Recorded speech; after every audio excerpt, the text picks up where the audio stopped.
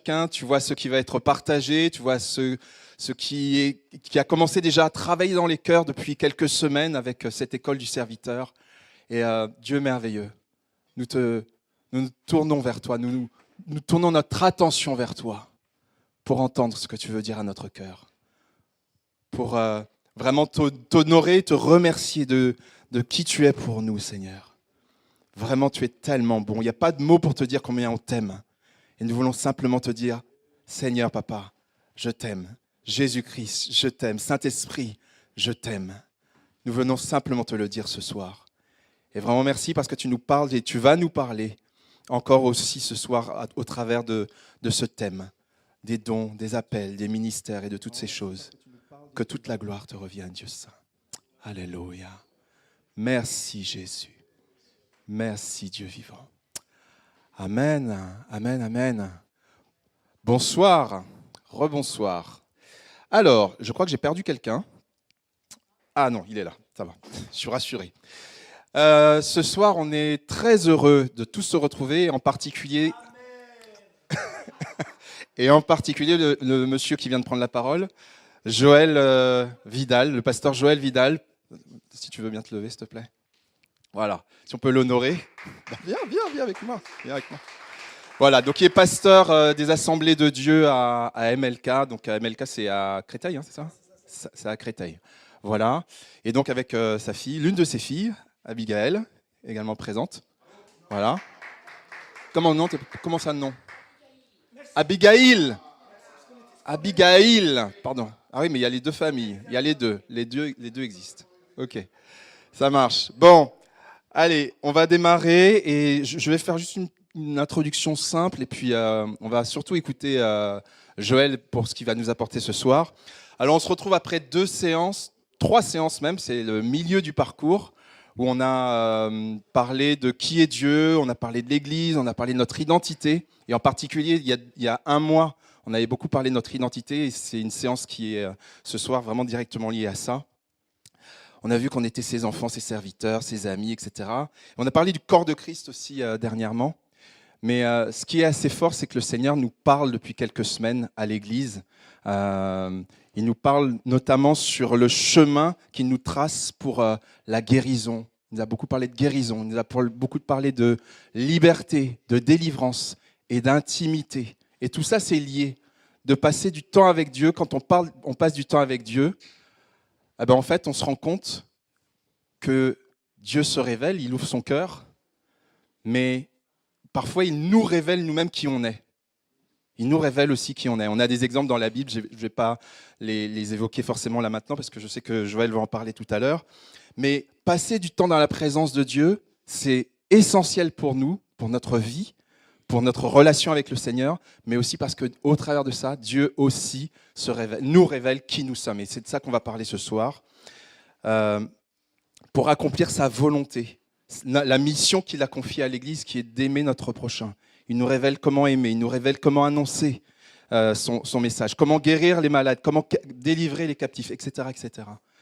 Et donc, on va parler de tout ça. Et avant d'aller plus loin, alors on va parler de différents sujets, on va parler de dons, on va parler d'appels, on va parler de ministères, on va parler de services, on va parler de beaucoup de choses. Donc, l'une des premières choses à faire, c'est de poser peut-être des définitions ou des ébauches de définitions. Voilà. Alors, hop. Et tout à l'heure, ça marchait et ça va remarcher. Voilà. Yes. Alors, quelques définitions, merci. Alors, avant d'aller sur ce qu'on appelle les dons, les appels, les ministères, on va voir ça un peu plus en détail tout à l'heure. La première chose, c'est de se dire que, en tant que chrétien, dans une église ou dans les murs de l'église ou hors des murs de l'église, hein, l'église, c'est pas que dans les murs, c'est des fois aussi hors des murs, eh bien, il y a des choses qu'on peut tous faire. D'accord? Avant de dire, oui, j'ai un don pour ceci, j'ai un don pour cela, c'est de se dire, il y a des choses qui sont accessibles à tout un chacun. Chacune et chacun de nous. Quel que soit notre âge, qu'on connaisse le Seigneur, pas du tout, enfin voilà, peu importe, il y a des choses qu'on peut tous faire. Faire le ménage, voilà, un exemple au hasard. Voilà, depuis quelques semaines à l'église, je le dis peut-être plus pour Joël et Abigail. Tu vois, je l'ai fait, hein, voilà. En fait, à l'église, on s'est organisé, comme dans d'autres églises, ça se fait. Ce sont les familles ou des personnes à tour de rôle qui servent. Donc, parce que ce sont des choses qu'on peut tous faire. On peut tous, tout à l'heure, quand on va terminer, là, il y aura peut-être des choses à ranger. On peut tous ranger. Voilà, je dis ça comme ça. Hein. Bon, voilà. Voilà. Donc, c'est des choses qui sont accessibles à tout le monde au quotidien. Il y a plein d'exemples comme ça, même dans notre vie de tous les jours. Et donc, c'est vraiment de poser ça, de se dire qu'il y a des choses qui sont vraiment basées sur l'amour, sur le bon sens, sur l'observation, en fait. On n'a pas besoin d'un don pour ranger des chaises, voilà, par exemple. Ok ? Ensuite, il y a des choses qui sont liées. Alors, on a évacué avec Joël, quand on a préparé cette soirée, la question des talents. Il y a un mot qu'on entend des fois dans la Bible qui sont les talents. Bon, on va pas forcément beaucoup en parler ce soir, mais voilà, juste se dire que les talents sont des... Il faut se dire que tout le monde a des talents. Il n'y a personne qui n'a pas de talent, ça n'existe pas. On a tous des talents dans un domaine ou dans un autre. La cuisine, le bricolage, enfin, ce que vous voulez, la comptabilité, enfin, peu importe. C'est inné, c'est acquis, et ça demande des fois du travail. Voilà. Et puis, ce dont on va parler surtout ce soir, l'une des choses dont on va parler, c'est ça. Ce sont les dons. Dans la Bible, ce sont les capacités que le Saint-Esprit, c'est pour ça qu'on parle de dons dans le cadre de la Bible, que le Saint-Esprit donne, selon la grâce de Dieu, à chaque membre du corps de Christ. Oui. Tu es libre, tu es libre. Oui. Tu approuves. Donc, chaque membre du corps de Christ, c'est super important. Chaque membre du corps de Christ. Dès que tu es chrétien, chrétienne, Dieu te donne des choses. Et qui doit être utilisé dans le cadre de... Alors, l'édification, c'est le mot qui est dans la Bible. La construction, voilà. La construction de l'Église, puisque Dieu bâtit son Église. Et puis... il y a d'autres définitions, mais on va avancer aussi sur ce qu'on appelle le ministère. Alors le ministère, je n'ai pas trouvé de définition, mais on va avancer là-dessus. Grosso modo, on comprend que ce sont des gens qui, on parle de ministère ou de ministère don d'ailleurs, ce sont des gens qui ont une vie qui est dédiée, totalement dédiée à quelque chose, à un service dans le cadre de l'Église. Par exemple, les ministères quel ministère vous connaissez ? L'intérieur, l'agriculture, d'accord, ok, ouais. Non, mais dans l'Église, dans la parole, hein ? Le pastorat, ouais. L'enseignement, les quoi ? L'évangélisation, les jeunes, c'est le pastorat, c'est une forme de pastorat, ouais. Comment tu dis ? L'humanitaire, dans la Bible, juste dans la Bible pour l'instant. Mais il y a quelque chose qui ressemble à ça. Ouais, la prophétie, ouais. Et je crois qu'on en a oublié un. L'apostolat, voilà, les apôtres, les gens qui bâtissent des églises ou qui coordonnent des églises. Ok, donc il y a cette notion aussi de reconnaissance de l'église. C'est-à-dire quelqu'un qui a un service, mais qui est reconnu par le corps de Christ, par l'église. Ok ? Ça, c'est vraiment une dimension importante. On y reviendra. Et puis, dernière chose, l'appel. L'appel, c'est quelque chose d'un peu différent, mais on le voit tout au long de la Bible.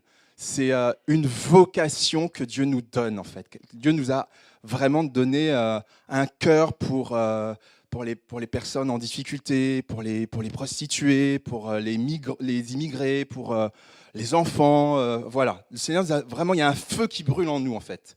Alors, je vous ai mis une référence, prenez-la si ça vous intéresse. C'est vraiment Jérémie qui le dit lui-même. Il y a un feu qui brûle qui fait que la personne, elle est vraiment dans son domaine. Donc, en gros, vous avez compris, ça va passer bientôt.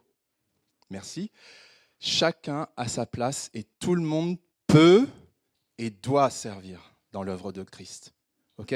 C'est difficile à entendre un peu et doit, mais c'est vrai, c'est quand même ça la vérité. Dans la parole de Dieu, qu'on soit dans un service universel, qu'on soit dans un don, dans un ministère ou dans un appel, peu importe, tout le monde a sa place. Chacun d'entre nous ce soir, sur Zoom, et même les absents, et dans tout le corps de Christ, on a chacun notre place pour servir dans l'œuvre de Dieu de multiples façons. Et il n'y a pas d'histoire d'âge. Ok ? Est-ce qu'on est au clair avec ça ? Yes ? Alors, ce qu'on va voir ce soir, et je vais passer le... Ah bah oui, j'ai oublié une slide, mais c'est pas grave, tant pis. Ce qu'on va voir ce soir avec Joël, et je veux bien que tu t'approches, s'il te plaît. Ok. On va voir quelques vérités générales, quelques grands principes que Joël va nous présenter. Ensuite, on va avoir un temps d'échanges sur les dons, les appels, les ministères. On va regarder ça un petit peu plus en détail. Donc c'est toujours interactif, hein, vous posez des questions quand vous avez à poser des questions, mais laissez-nous peut-être juste terminer les phrases, et puis, et puis on aura le temps d'échanger. On n'est pas des spécialistes, mais on a quand même, voilà, on espère pouvoir apporter quelques réponses. Et puis surtout, vous avez remarqué ce soir, alors le titre c'est « Découvrez concrètement vos dons », découvrons, concrètement nos dons et notre vocation. Le concrètement, il est important. À la fin, on va prendre un temps pour l'action. Qu'est-ce qu'on fait de tout ça? Ok? Et donc, on verra à la fin, on va en parler très, très concrètement. Voilà.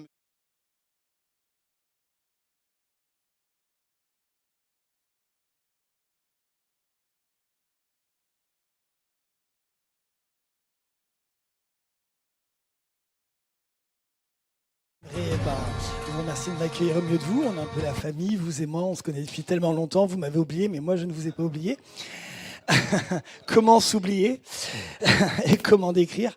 En tout cas, sachez que j'apprécie beaucoup votre pasteur et j'ai une grande affection pour lui, son épouse. Et je voudrais vraiment, encore une fois, l'honorer dans ce lieu et vraiment bénir le Seigneur pour tout ce qu'il fait dans cette église et son rayonnement.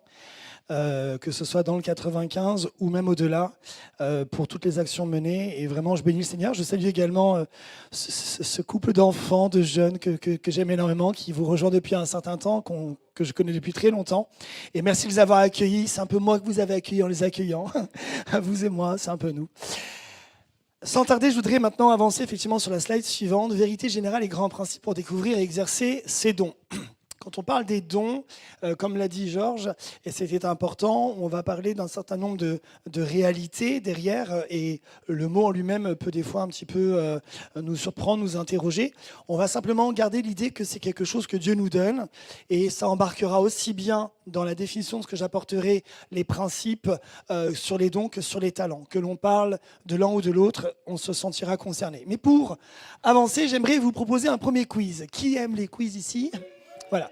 Pour ceux qui répondront bien, j'ai une surprise pour vous. Vous pourrez vous tourner vers le buffet, allez vous récompenser par vous-même. Écoute, hein, voilà. On forme un tandem, je pose des questions, Georges vous nourrit. Voilà. Alors on y va. C'est un peu compliqué, mais essayez de répondre en A. Qu'est-ce que vous voyez?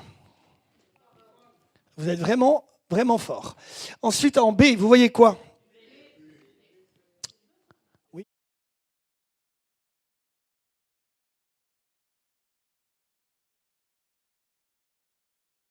Vous avez de la culture ici.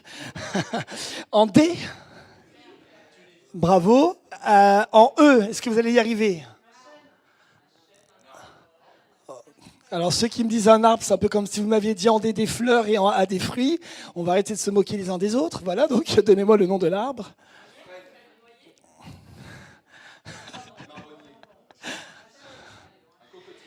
Alors... Il faut les nettoyer, Philippe. Ok, on est plus sur un être ou un chêne. Et en F, bravo. On va passer sur un quiz force 2. Ça va, on va dire que vous avez eu 6 sur 6. Vous pouvez vous applaudir. Bravo. Qu'est-ce que c'est ?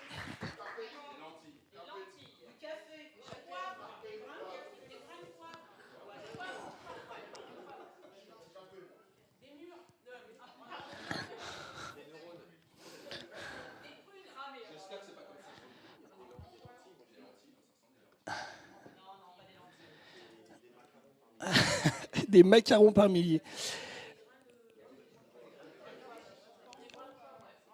Alors, qui pense quoi? Essayez de vous concerter un petit peu ensemble et donnez-moi votre réponse.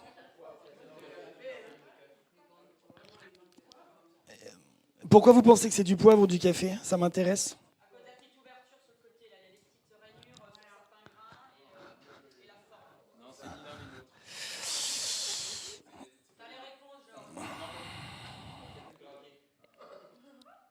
Alors, c'est très intéressant. Et donc, alors, au final, vous me proposez quoi comme réponse? On va essayer une deuxième. On va revenir. Qu'est-ce que c'est?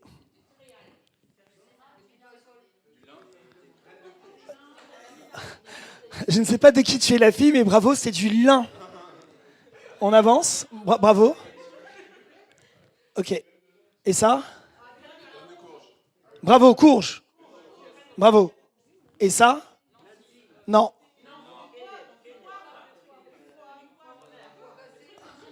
Non, c'est de la coriandre. Et ça? Du blé?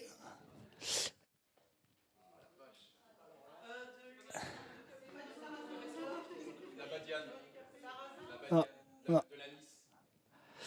On sent que c'est compliqué. Voilà. En tout cas, vous avez, allez, vous avez 4 sur 2. Je vous donnerai les réponses un peu plus tard. Dernier quiz. Qu'est-ce que c'est? Qui a dit un jardin? Qui a dit un jardin? Bravo. Et dernière question, qu'est-ce que c'est?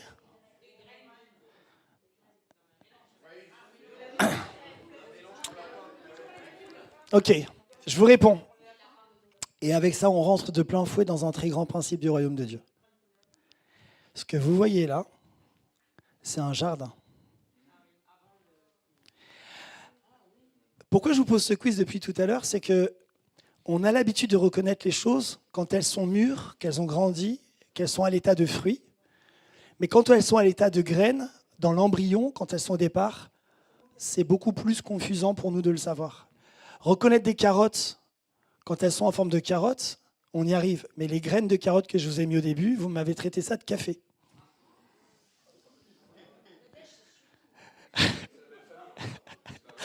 Ça commence par un C, mais dans un des deux cas, il y en a un qui se fait carotte. Et dans l'Église, on a un peu le même principe. C'est que si un jour le Seigneur vous propose de reprendre Philippe pour l'emmener ailleurs et l'envoyer, et qu'on cherche un pasteur, on va tous chercher quelqu'un qui ressemble à Philippe. Et on va se dire, est-ce qu'on a quelqu'un de ceci, cela? Puis on a tous les critères pour reconnaître un pasteur. Sauf que quand Dieu nous regarde, il est capable de nous voir quand on est à l'état fini, mais il est surtout capable de nous voir quand personne ne voit rien d'autre qu'une graine. Lui, il voit déjà un jardin. C'est un peu pareil avec nos dons, c'est un peu pareil avec nos talents, avec les ministères dons. C'est que je crois aujourd'hui que dans les églises, surtout les églises qui nous disent on n'a pas de ministère, on n'a personne, on n'a rien. C'est des églises comme ça. C'est des églises où le jardinier a oublié de faire le nécessaire pour que les graines deviennent un jardin. Il faut de l'eau, il faut du soleil, des sels minéraux. Et le premier grand principe que je crois, c'est que on peut toujours regarder dans le jardin d'à côté ce qui est mûr et oublier que nous, on a peut-être des choses à faire dans notre jardin, prendre soin de ce que Dieu nous a donné pour que ça grandisse. Et l'un des ministères que Dieu nous donne, ou un des dons que Dieu nous donne, c'est celui du discernement. Et le discernement, ça pourrait dire d'une certaine façon que c'est le fait de voir ce que tout le monde ne peut pas voir. Et l'un des rôles, pour Philippe, pour moi, les dirigeants d'église, Georges et d'autres, c'est d'être capable, ou en tout cas de le faire, ou de s'entourer de personnes qui peuvent voir ce que les autres ne voient pas. Ça va tellement loin que Dieu va même envoyer Samuel dans la maison d'Isaïe, voir ce que personne ne voyait, même pas la personne qui était concernée. David, alors qu'il n'était qu'une graine, a été appelé roi et oint comme un roi. Mais excusez-moi, on a mis le nom de roi sur un enfant, un berger. Et la Bible ne s'y trompe pas. On n'a pas récolté les fruits d'un roi le jour où il a été oint roi. Il se passe quand même quelques pages dans la Bible avant que David soit avec la carrure d'un roi et l'autorité d'un roi. C'est pas parce que je dis qu'une carotte est une carotte qu'une carotte est une carotte. Une carotte, c'est une graine de carotte, puis c'est une pousse de carotte, puis c'est une carotte, et ça peut même être une carotte pourrie qu'on ne va pas manger. Le principe des fruits, c'est qu'avant d'être fruits, ils sont graines. Et que dans les dons, si on se regarde et qu'on regarde le don chez l'autre qui est déjà à l'état. Tu peux te mettre juste au piano, s'il te plaît, mon cher Georges? Montre-nous ce que tu fais. Mais, s'il te plaît, tu es mon collaborateur, tu ne peux pas râler, tu dois montrer de la bonne volonté. On avait répété ce numéro et tu étais censé faire gloire à Dieu, je vais jouer du piano à l'église. Voilà. Bah ça, c'est l'état carotte.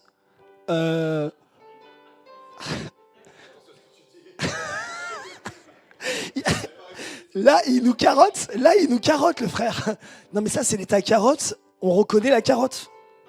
Merci. Viens, tu peux... Voilà, merci beaucoup. Et si maintenant, tu peux venir t'asseoir, merci. Oui, oui, vas-y. Non, non, n'éteins pas, n'éteins pas, n'éteins pas. Non, me casse pas mon tour. Voilà. Est-ce que, Michael, tu peux venir, s'il te plaît Voilà. Est-ce qu'on peut applaudir Michael, s'il vous plaît? Voilà. Est-ce que tu peux nous interpréter la lettre à Élise en Do majeur, s'il te plaît? Voilà. Voilà. Là, c'est la carotte quand elle est à l'état de graine. Et donc, merci beaucoup. Non, mais voilà, Dieu nous bénit différemment les uns les autres. On a reçu chacun une part.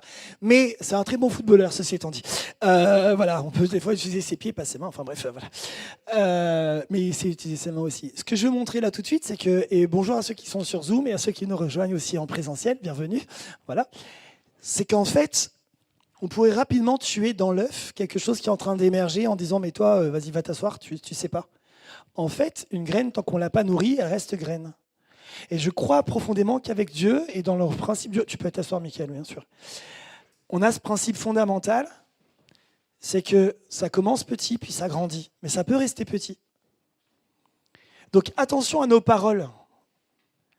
Parce que souvent, on juge la finalité quand Dieu regarde le commencement. Je peux vous dire qu'il y a quelques années en arrière, si vous aviez eu avec moi la possibilité de voir la Terre, ni vous ni moi, on aurait imaginé qu'il y aurait un jour autant de milliards d'êtres humains sur la Terre, équipés, technologisés et capables de faire tout ce qu'on fait, parce que c'était tohu bohu, c'était le grand bazar. Mais Dieu, en voyant ça, lui, il voyait le départ, le commencement de quelque chose. Et on a vite fait de faire des deuils et des enterrements de choses que Dieu veut juste faire naître. Et quelque part, on n'a pas tort, parce que lorsque l'on enterre une graine, c'est peut-être là qu'elle commence à vouloir pousser. Mais si on ne la nourrit pas, si on ne l'alimente pas, elle restera graine. Et je ne sais pas si vous le savez, mais ce n'est pas parce qu'on met une graine qu'elle va produire du fruit, il faut l'entretenir. Mais dans la graine, il y a le pouvoir de devenir un arbre, de devenir porteur de fruits. Nos dons, nos talents nous ont été donnés à l'état de graine. Et je ne connais pas dans la Bible un seul exemple, y compris Jésus, de quelqu'un qui a été donné à l'état fini. Dieu nous donne l'état fini. Il y a un principe dans la vie. Je te donne le début, tu en prends soin, ça va grandir. Ton mariage, il commence petit. Tes finances commencent petit. Tes devoirs commencent petit. Ton talent musical commence petit. Le parler en langue, ça commence parfois avec juste quelques syllabes, ça commence petit. Le don de parler en prophète commence petit. Parfois, on trompe, on se bug un peu. On a besoin de discernement. Mais en prenant soin et en faisant grandir les choses, alors Dieu nous donne une capacité de faire grandir. Et lui-même, il fait le nécessaire. Et d'ailleurs, la Bible nous dira dans le Nouveau Testament, l'un sème, l'autre arrose, mais celui qui fait pousser, celui qui fait croître, c'est le Seigneur. Moi, je crois que nos rôles à nous, responsables d'Église, c'est d'arroser, c'est de semer, mais de laisser le Seigneur faire croître.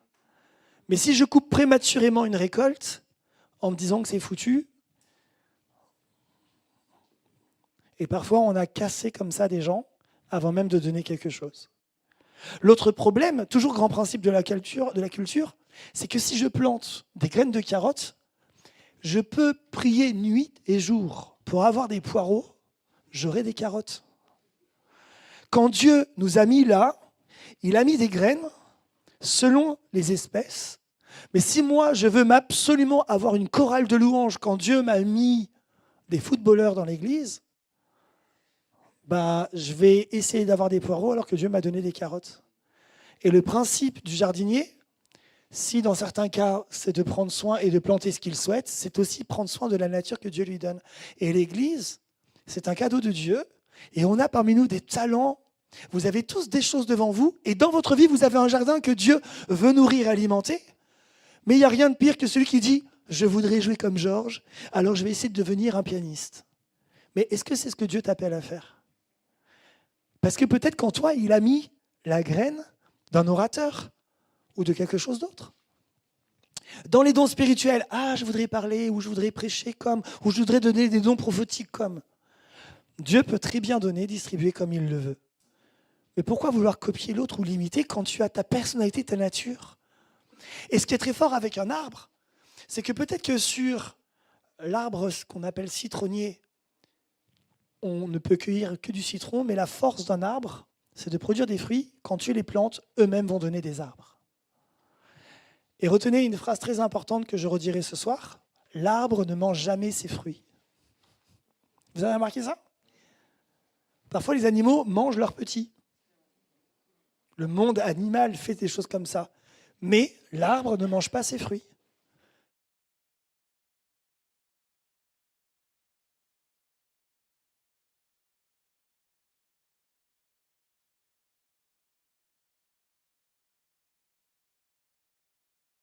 Le code génétique des arbres et de la végétation, il a mis la possibilité de se reproduire et de faire grandir les choses. Et le royaume de Dieu, c'est un peu comme ça. Quand on a un don et un talent, on peut reproduire ou on peut faire naître, selon ce que l'on est, un don et un talent. Élie a donné naissance à Élisée. C'est spirituellement que je suis en train de le dire. On peut accompagner des personnes et les faire grandir dans leur domaine. Alors, je voudrais avancer rapidement maintenant et nous interpeller sur différents éléments. Donc discerner, c'est voir ce que tout le monde ne peut pas voir. C'est pas simplement voir dans l'invisible, c'est aussi voir dans ce qui est petit. C'est aussi voir dans le passé ou dans l'avenir ce que Dieu peut vouloir faire et ne pas réduire Dieu à ce que l'on pense toujours savoir, mais se laisser surprendre par lui. Mes voix ne sont pas vos voix et mes pensées ne sont pas vos pensées. En matière de dons, il y aura toujours cet éternel problème de la volonté de l'homme face à la volonté de Dieu. Je suis trop petit, je suis trop blanc, je suis trop noir, je suis trop jeune, je suis trop femme, ou plutôt, comme je suis une femme, je ne peux pas faire ceci, ou comme je suis un homme, je ne peux pas faire cela. Et je crois que bien souvent, on veut limiter Dieu là où Dieu lui-même n'a pas posé de limite. Il a mis en toi quelque chose qui veut faire grandir, et la question n'est pas est-ce que tu veux le faire grandir, mais est-ce que tu veux que Dieu le fasse grandir en toi.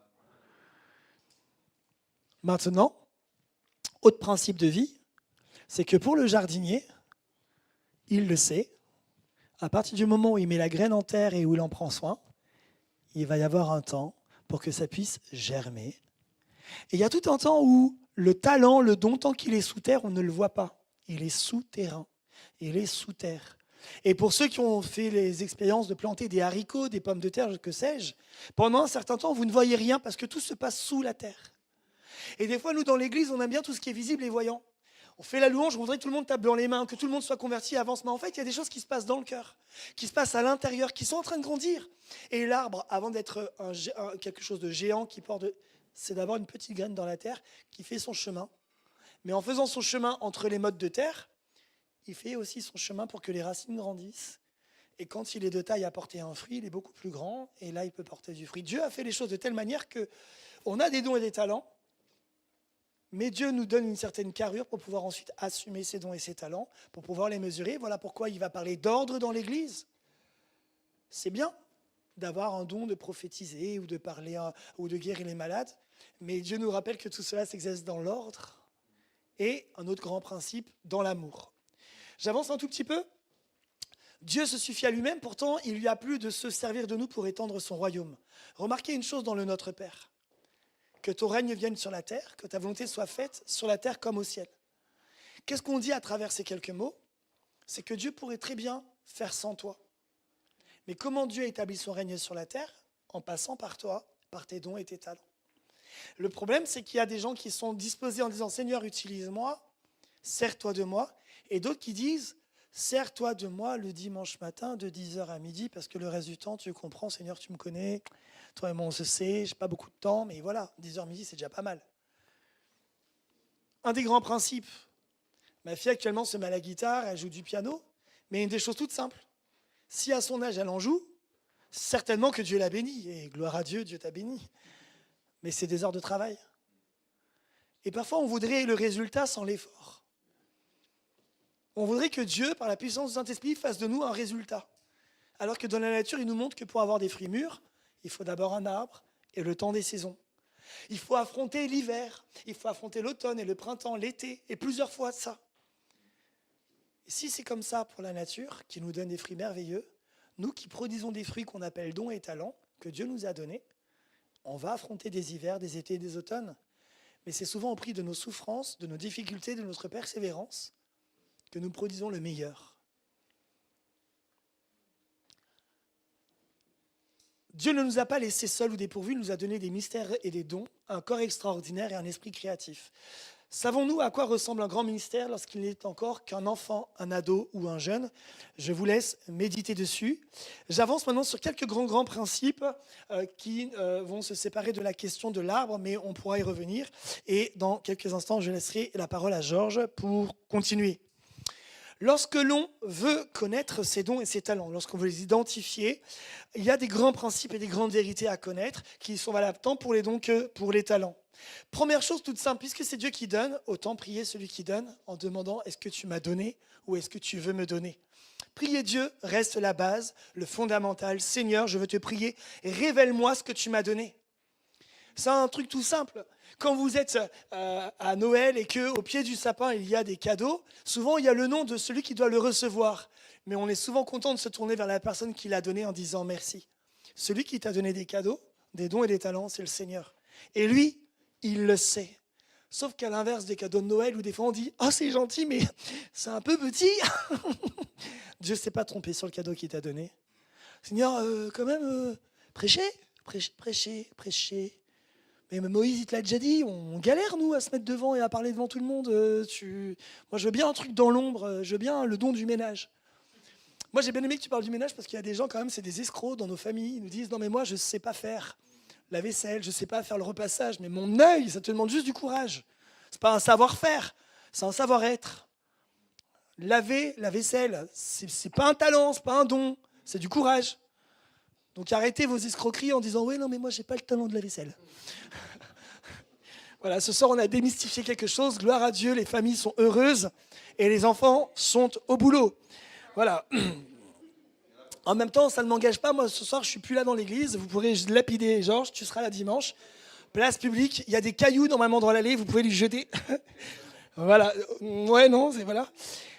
Il faut savoir une chose que la Bible dit.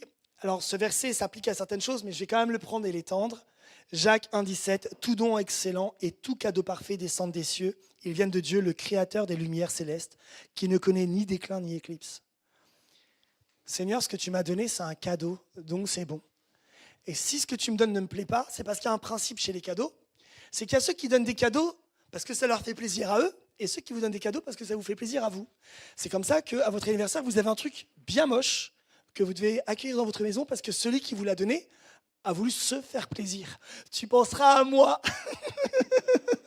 mais je vais en faire quoi? Vous connaissez ce cadeau dont vous ne savez pas quoi faire? Voilà. Aujourd'hui, les Français ont résolu ça. Ils le revendent sur eBay, sur Internet et Le Bon Coin. Voilà. Donc, si vous ne savez pas pourquoi c'est plus dans la maison de celui à qui vous l'avez offert, allez sur Internet, sur Le Bon Coin, vous retrouverez votre cadeau tout moche. Bref, je ferme la parenthèse, je fais des scandales entre vous. Sauf que Dieu, lui, ce qu'il t'a donné, il ne le reprend pas parce qu'il ne se repent pas de ses dons. Et que ce qu'il t'a donné, c'est juste taillé pour toi. Mais Dieu, parfois, nous fait des blagues.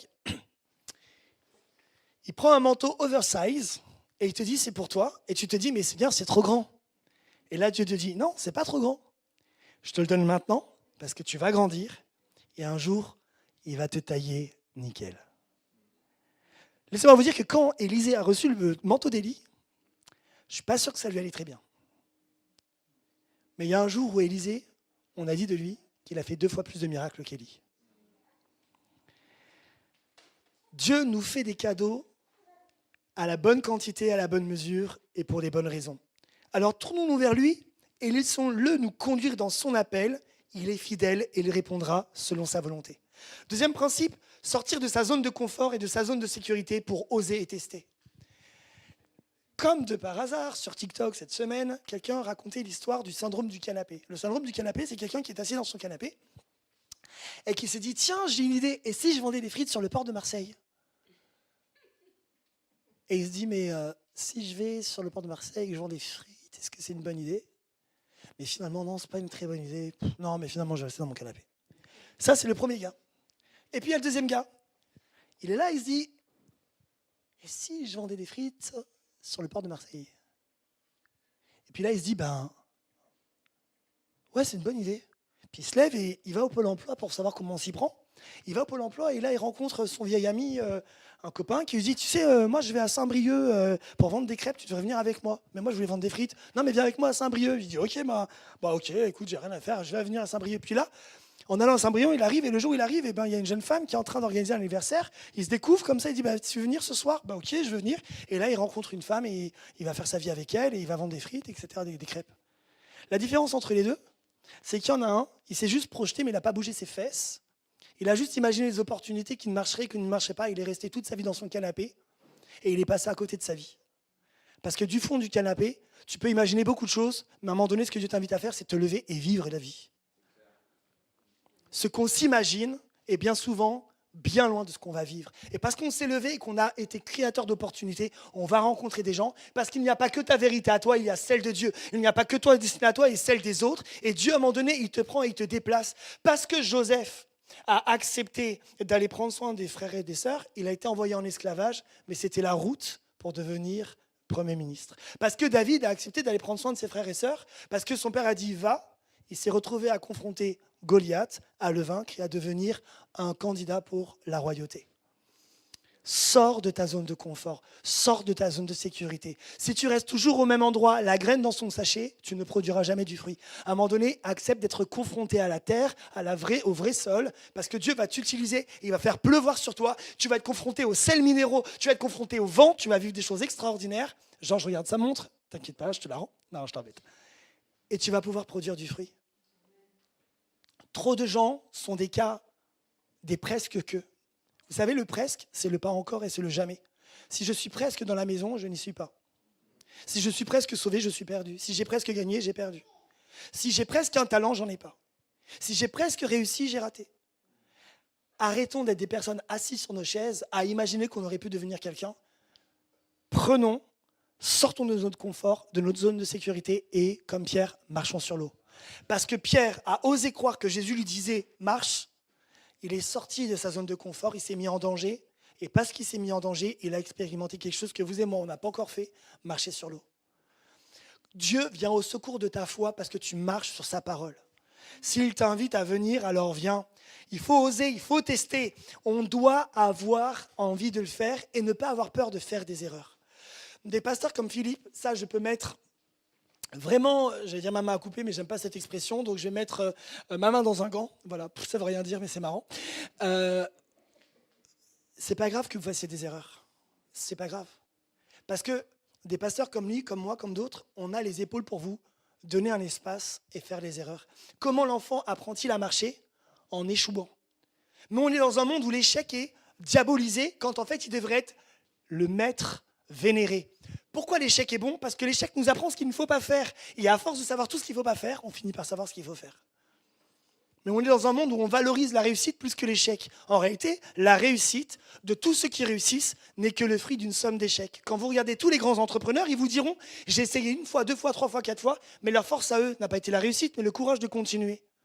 Mais nous, on a fait un peu de piano, ça n'a pas marché, on se dit on s'arrête, on est un peu fatigué, on s'arrête, on a voulu faire des études bibliques, on s'arrête, on veut travailler à l'école, on s'arrête. Et puis à un moment donné, on se pense qu'on est bon à rien. Non, on n'est pas bon à rien, c'est juste qu'on s'arrête trop vite, trop tôt. Et ce soir, un des grands principes que je voudrais vous rappeler, c'est pas grave si tu as dit une parole et puis le pasteur t'a dit bah non, ça venait pas de Dieu. C'est pas grave, réessaye une deuxième fois. Parce qu'il y a un espace d'erreur. Il y a un espace pour, justement, Dieu le dit, c'est vraiment le domaine où il y aura quelqu'un qui va discerner, t'aider à dire, là c'est un peu tes pensées. Là il y avait un peu de bon, là c'est un peu tes pensées. Dans le don spirituel, c'est pas grave de prier pour quelqu'un pour qu'il soit guéri et puis il n'est pas guéri. Pourquoi je dis c'est pas grave? C'est pas toi que tu engages, c'est le Seigneur. Maintenant, tu ne vas pas faire des prières bêtes. Tu vas faire des prières simplement. Qu'est-ce qu'il faisait Jésus? Il chassait la maladie. Chasse la maladie. Et si elle part pas, c'est pas toi qui es en péril. C'est pas toi qui joues ta puissance. Vous comprenez ce que je suis en train de dire? Mais combien de personnes s'ignorent dans la capacité de prier pour les malades? Parce que, non, on va laisser ça à Philippe. Alors Philippe, il doit tout faire. Moi, je crois qu'ici, il y a plein de personnes qui peuvent prier pour les malades. Maintenant, au départ, on peut le faire comme des bébés et faire des grosses bêtises. Et puis on peut dire, Pasteur Philippe, comment tu nous conseilles de prier pour les malades? Comment est-ce qu'on peut exercer notre foi? Avec la sagesse, en s'appuyant sur la parole de Dieu, en écoutant. Et puis prier pour les malades, c'est pas les empêcher d'aller à l'hôpital, de rencontrer des médecins. Donc on va équilibrer tout ça, mais à un moment donné, comment est-ce qu'on découvre qu'on peut prier pour les malades si on ne prie jamais pour les malades? Comment est-ce qu'on découvre qu'on a une parole de révélation si on ne donne jamais une parole de révélation? Comment est-ce qu'on va apprendre si déjà quand il faut prier le matin, on fait non, je ne veux pas prier. Non, je ne veux pas prier.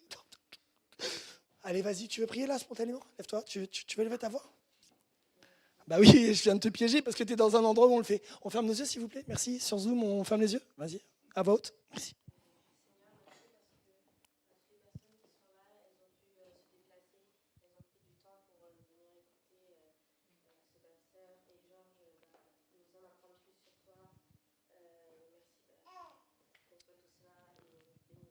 Amen, c'est excellent. Je sais. Vas-y, check là. Non, mais je sais qu'elle vient de vivre un truc de ouf. Je la connais pas, mais laissez-moi, le Seigneur me l'a montré. Mais vous savez quoi? Non, mais ça, c'est du courage. Mais ce qui est trop fort, c'est qu'il y en a une à côté qui a fait. Elle a dit comme ça dans sa tête. S'il me le demande, je fais quoi? Elle a déjà programmé de courir dehors. Elle est là en train de dire je suis ciblée, je suis targetée. Elle est là, lâche. Je te laisse tranquille. Ce que vient de faire cette personne, que vous connaissez, d'ailleurs, tu as un prénom, excuse-moi, j'ai dit cette personne. Annabelle. Bah, c'est le premier pas de la graine. C'est que si tu ne peux pas prier à voix dans l'église, quand est-ce que tu vas donner des dons de connaissance? Des fois, on veut le parler en langue, mais on ne veut pas prier. Mais il y a un problème. Ouvre ta bouche et je la remplirai, dit le Seigneur. Oui, mais moi, je ne veux pas ouvrir ma bouche parce que je ne sais pas l'articuler. Combien de fois la boîte à trésors est fermée ou remplie de cochonneries parce qu'on préfère mettre nos bêtises dans notre bouche que laisser Dieu mettre ses bontés dans la nôtre? Je crois qu'il y a un principe fondamental, vraiment très très important. Seigneur, j'y vais un pas après l'autre, mais j'y vais. Je sors de ma zone de confort et de ma zone de sécurité. J'avance. Il faut lire et méditer la parole de Dieu, source d'enseignement. Si je veux comprendre comment fonctionnent les dons spirituels ou les talents, je regarde le livre dans lequel il s'exprime et je vois comment ça fonctionne. Philippe, moi-même et d'autres, pour devenir pasteur, on a un peu travaillé sur la Bible. Vous savez, on a fait des études bibliques, etc. Et au moment de travailler sur, par exemple, le parler en langue, on a regardé dans les Actes des Apôtres comment ça s'exprime.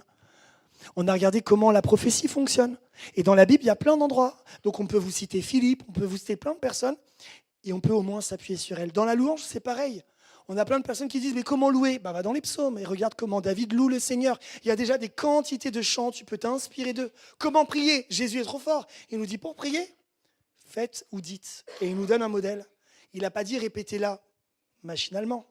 Il nous dit, quand vous priez, commencez par reconnaître que Dieu est dans le ciel. Rappelez-vous que vous êtes sur la terre, que c'est lui qui pourvoit votre nourriture de tous les jours. Mais il nous rappelle aussi une chose importante pour avancer dans le royaume de Dieu. Pardonne comme tu es pardonné. Et ainsi de suite. Se soumettre à la direction du Saint-Esprit revient un peu au premier point, mais c'est encore quelque chose de différent. Seigneur, je reconnais que les dons que tu m'as donnés ne s'exercent que quand toi tu veux qu'ils s'exercent. Ce n'est pas moi qui décide, mais c'est toi. Autrement dit, quand tu veux que je marche, je marche. Quand tu veux que je m'arrête. Et dans le Nouveau Testament, c'est très très fort. Paul est parfois poussé et Paul est parfois arrêté par le Saint-Esprit. On n'est pas les maîtres de nos dons. Nous sommes les gérants, les gardiens, mais c'est Dieu qui est le maître de nos dons. Et lorsqu'il veut que l'on se taise, on est aussi utile que lorsqu'il veut que l'on parle, parce que notre utilité provient de sa volonté à lui. Seigneur, un vase est utile parce qu'il est entre tes mains. Que tu y mettes quelque chose ou pas, il est un vase que tu as forgé de tes mains. Autre principe, Georges, prépare-toi, je vais te passer la parole dans un instant. Être curieux, sensible, faire preuve de gratitude et de créativité. Lorsque nous vivons une vie monotone et insipide, on peut facilement passer à côté des cadeaux que la vie nous réserve. Quand on a toujours les yeux fixés sur le sol, on ne verra jamais les oiseaux voler.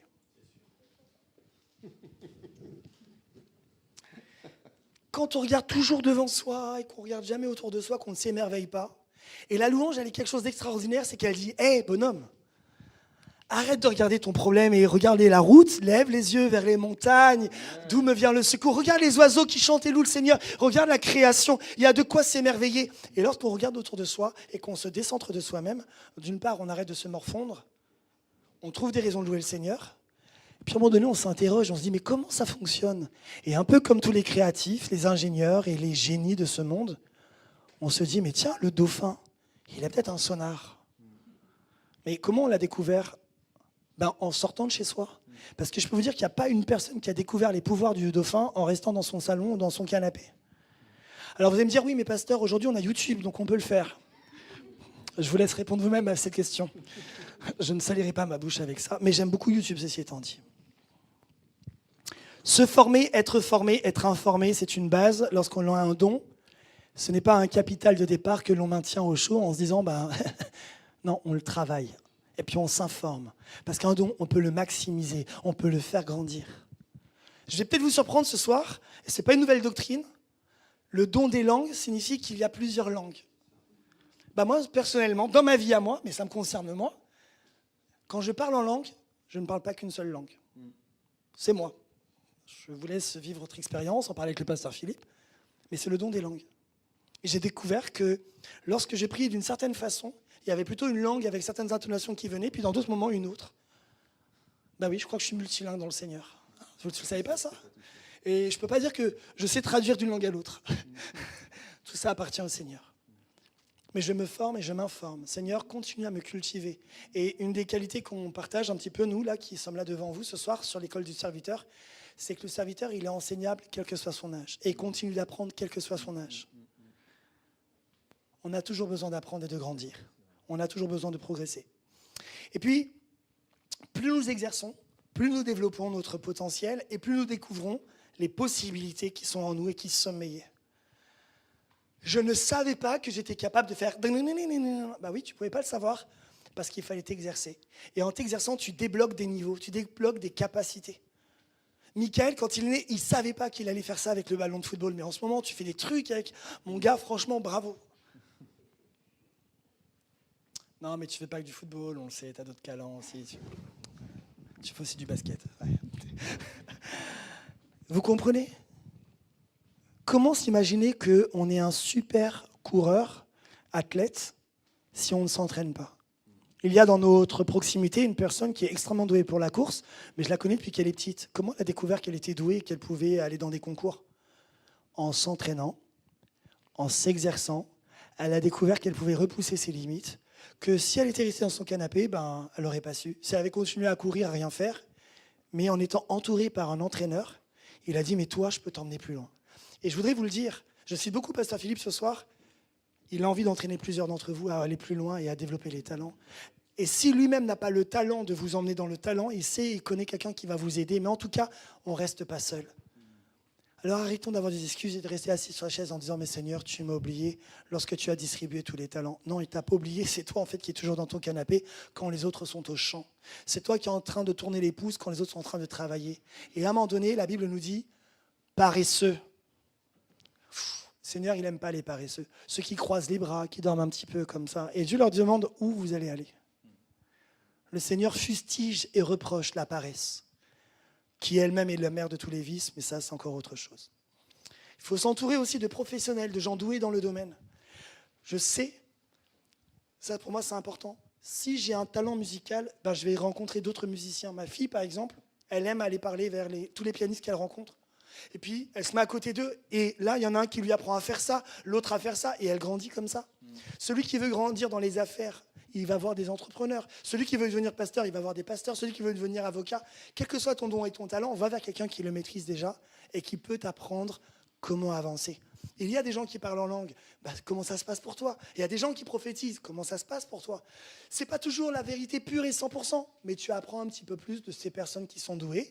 Et si en plus tu as la chance d'avoir des gens érudits, professionnels, ou doués, ou expérimentés, ou reconnus des ministères, va vers eux et parle avec eux, assieds-toi à leurs pieds et demande-leur comment ça fonctionne. C'est une richesse. Dieu nous invite d'aller vers la création, va vers la fourmi, va vers tel animal et regarde comment il fonctionne, il a des choses à t'apprendre.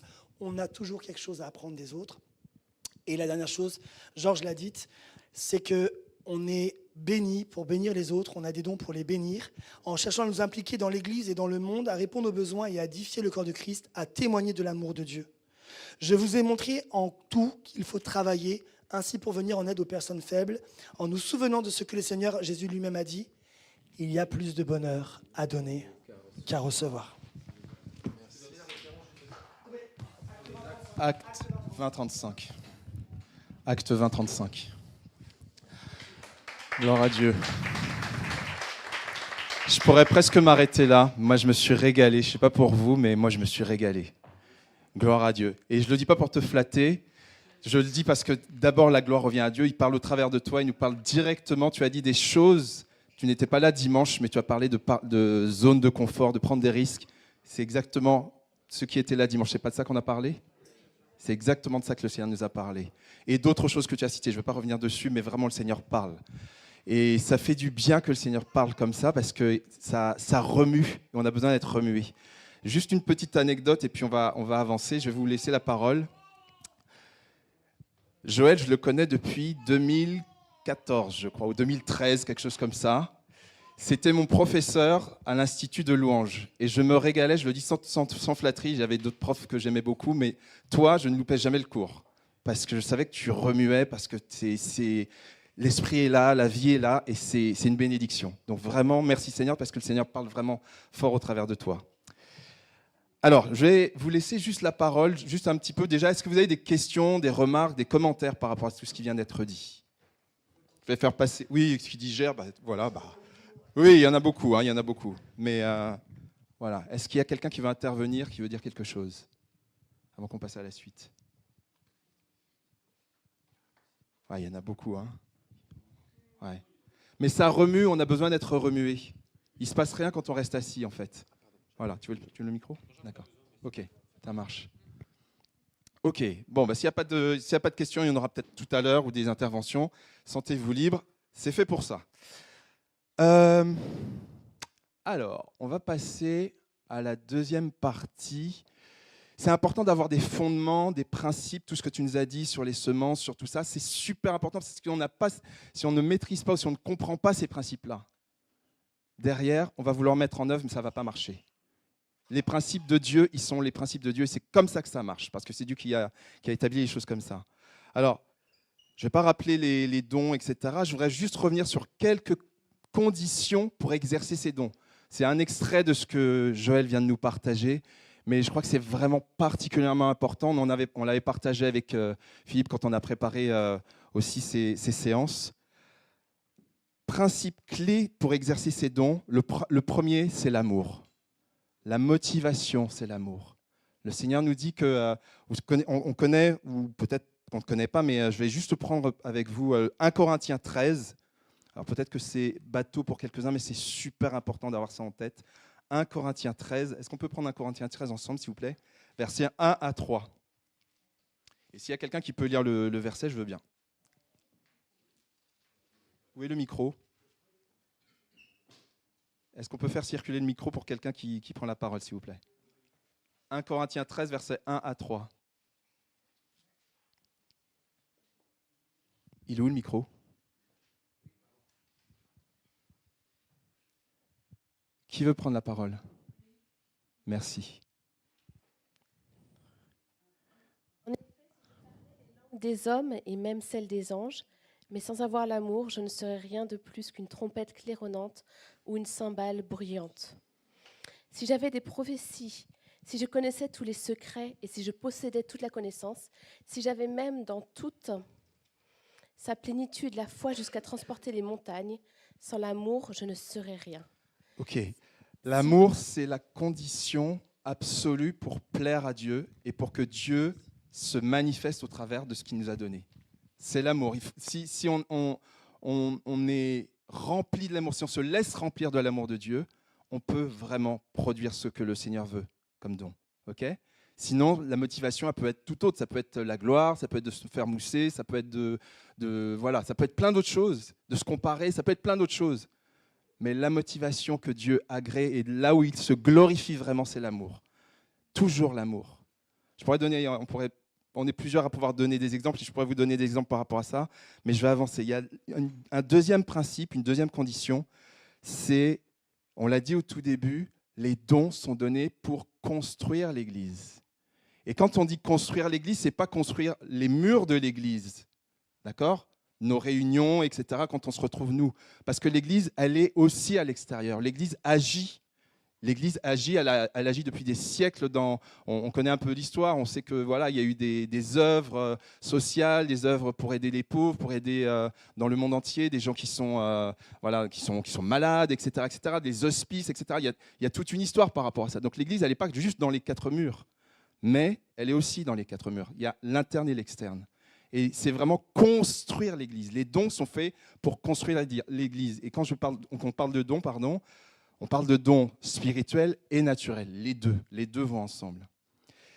Troisième chose, c'est lié à ça, c'est que les dons sont pour le service commun, c'est pour le bien commun. Ce n'est pas pour soi, ce n'est pas égoïste, ça on l'a déjà dit, mais c'est vraiment important d'avoir ça à cœur.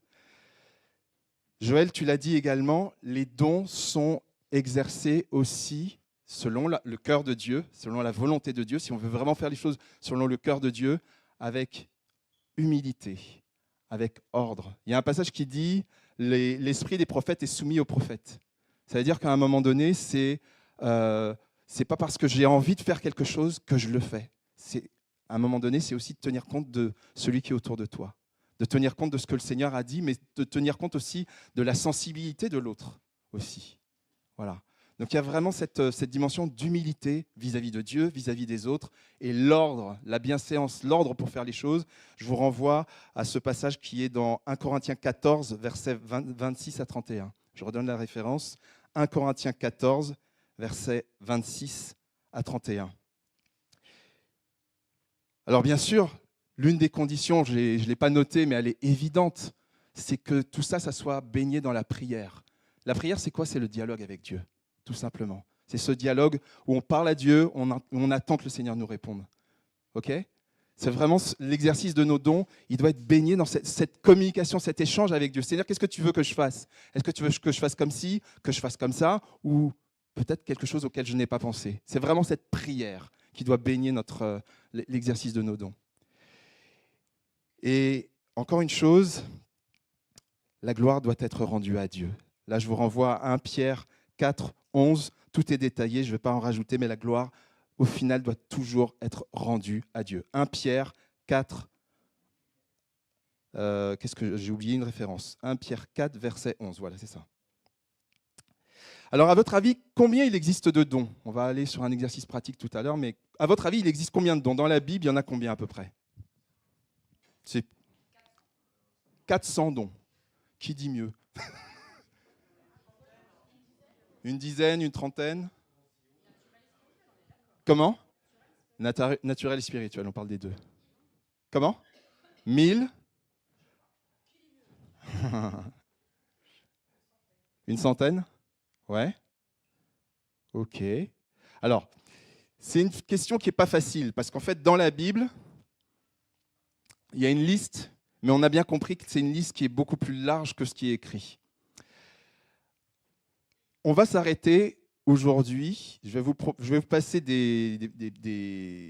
on va faire un exercice, on va se mettre en sous-groupe, et je vais envoyer sur Zoom le même document, comme ça vous l'aurez aussi. Est-ce que quelqu'un peut m'aider à distribuer ça, s'il vous plaît? Ouais. Tu fais circuler. Vous en gardez. Alors, peut-être qu'il y en aura, je pense qu'il y en aura pour tout le monde ce soir. Voilà, tu peux faire circuler, s'il te plaît. Voilà. Alors, c'est un par personne. Je pense qu'il doit y en avoir à peu près un par personne. Je pense que vous êtes à peu près une trentaine. J'en ai sorti une trentaine. Et puis sinon, vous partagez à deux. Vous faites preuve de générosité. Voilà. Vous partagez. OK. Alors, je vais déjà m'assurer que tout le monde en a. Et puis, on va faire ça ensemble. Mais ce qui serait bien, c'est quand même qu'on se mette en sous-groupe, qu'on se mette à plusieurs, quitte à ce que vous gardiez un document, vous notez dessus, et puis voilà. Est-ce que tout le monde a un document? Comme ça, vous pourrez le ramener chez vous. Est-ce que tout le monde a un document? Non? Il en manque? Ah, il y en a encore qui circulent, d'accord. Faites passer, s'il vous plaît, comme ça tout le monde aura. Et je vais le faire passer aussi sur Zoom en attendant.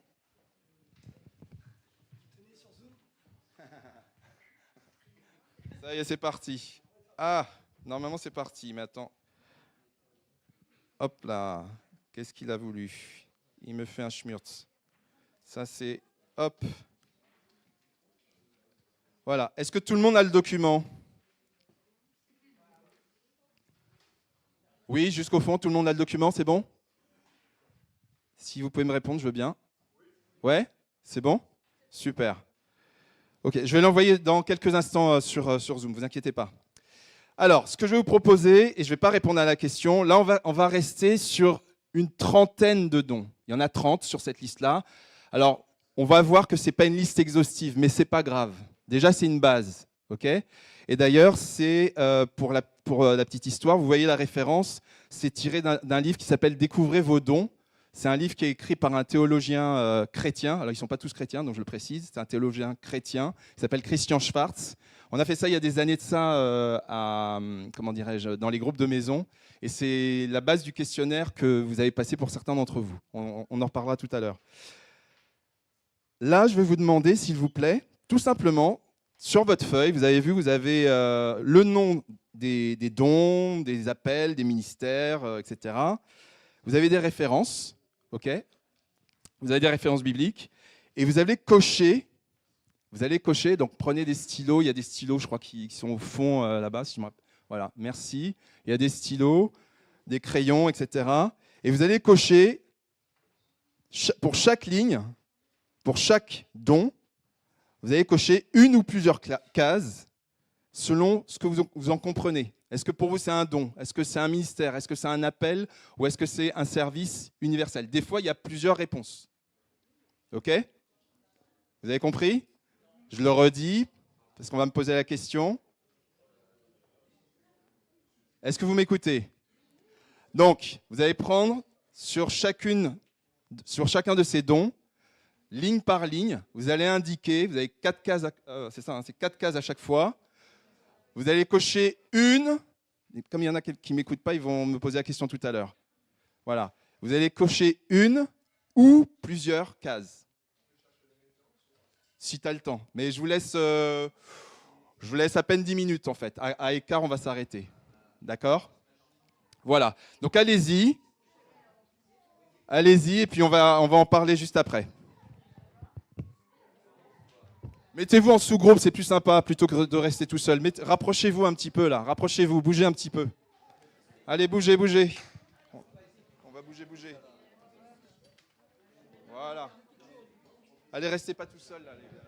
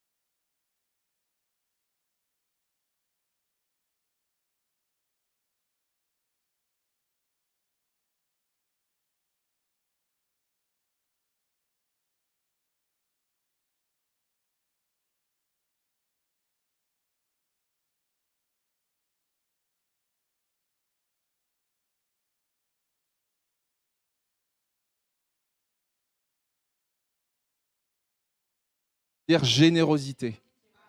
Libéralité, ça veut dire générosité. Oui, tu libères le portefeuille.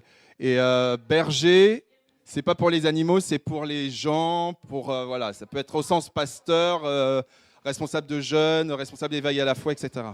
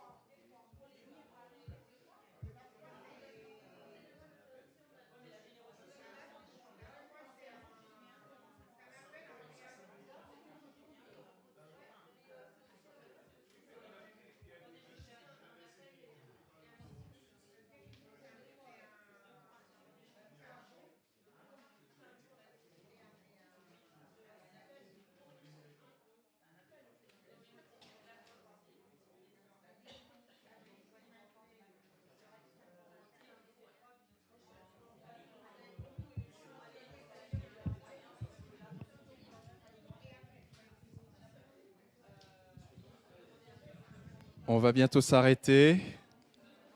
Je vous laisse encore une petite minute et on va reprendre. C'est bon?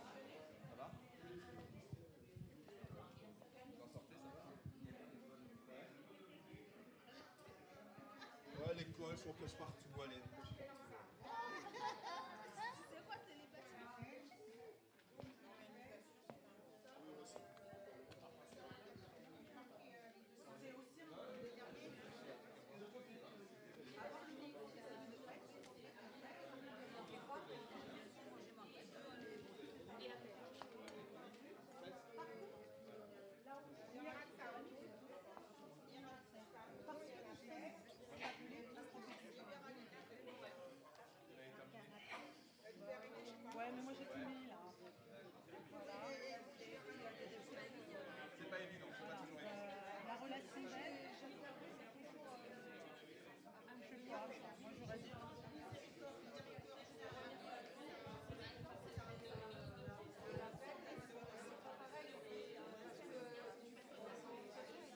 Ah bah oui, oui. Ouais. Oui, oui, c'est vrai. Ok. C'est bon? Ouais. Allez, c'est presque fini. Nickel. Comment tu vas, Jo? Bien, et toi? Ça va? Ouais. On a fini, hein? Musique, c'est un don et un appel. Allez, les amis, on va s'arrêter. Chut. On va s'arrêter. Toutes les bonnes choses ont une fin. Allez. Et puis on n'est pas, voilà, c'est pas grave, il n'y a pas de notes, il n'y a rien de grave. Alors, plutôt que de vous proposer de tout dépouiller, il est 21h17, on ne va pas tout prendre les 30 dans l'ordre, etc. En plus, il y aura des débats, je suis d'accord, je ne suis pas d'accord, etc. Simplement, je voudrais faire deux choses. Je vais vous proposer... Déjà, est-ce que vous avez été surpris Est-ce que vous avez été surpris par certains dons, certaines expressions? Oui, non? Lesquels? Il y en a qui font toujours réagir. Le célibat fait toujours réagir. D'accord, ok. Il y en a d'autres qui font réagir, non? La générosité, la libéralité, ça vous fait réagir? La disposition à souffrir, ouais. Ça pique, ça. Ça pique. Ça pique. Alors, je vous invite, je ne vais pas commenter chacun des 30, vous imaginez bien, mais je vous invite vraiment à lire déjà les versets correspondants. Il y en a plein d'autres, hein, ce ne sont que des extraits. Juste, s'il vous plaît, je vais faire deux choses. Déjà, je vais vous dire quelques principes qui régissent un petit peu tout ça. C'est important de comprendre ça, parce que tout à l'heure, on s'est posé la question de combien il y a de dons. On ne peut pas répondre à cette question. Là, c'est un extrait de ce qui revient le plus souvent dans la Bible, mais je vais vous dire deux, trois choses quand même qui sont importantes à saisir. Et après ça, je vais vous donner des définitions qui sont sorties d'un des livres que j'ai utilisé pour préparer cette soirée. Des définitions alors qui sont succinctes, mais qui vous donneront déjà, qui vous permettront d'aller plus loin et de comprendre un petit peu mieux ce qu'il y a derrière chacun des mots. Déjà, une première chose qu'il faut comprendre, c'est que le Saint-Esprit, comme on l'a entendu, et je le répète, il distribue les dons, selon la parole de Dieu, 1 Corinthiens 12, comme il veut. Parce qu'il est Dieu, il fait souverainement comme il veut. D'accord? Donc ça veut dire que le don, par exemple, si je pense à toi, Dominique, qui est très, très, très doué de tes mains, d'accord? Il va te donner ce don-là d'une certaine manière, il va le donner d'une autre manière à Jocelyn ou à Jean-Yves, ou à Amélie ou à Lynn. Non, à 10, non, bon, c'est vous qui voyez. Voilà. Ok, c'était juste pour qu'il y ait des femmes aussi, parce qu'après on va dire, voilà, bon, bref.